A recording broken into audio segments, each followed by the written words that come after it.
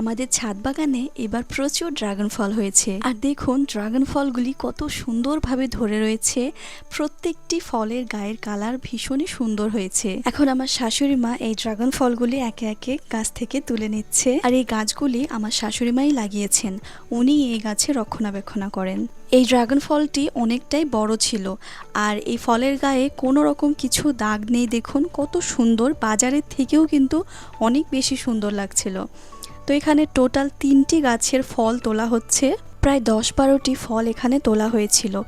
আর অনেক বেশি ভালো লাগছিল এই ফলগুলি তোলা দেখতে, আর মনে হচ্ছিল কতক্ষণে কেটেই ফলগুলো খাবো। প্রায় 3 বছর থেকে আমরা বাড়ির ছাদ বাগানেরই ড্রাগন ফল খাই, আর এর পুরো ক্রেডিট যাচ্ছে আমার শাশুড়ি মায়ের কাছে, কারণ উনি এই গাছ লাগিয়েছেন এবং সমস্ত গাছের রক্ষণাবেক্ষণ উনিই করেন।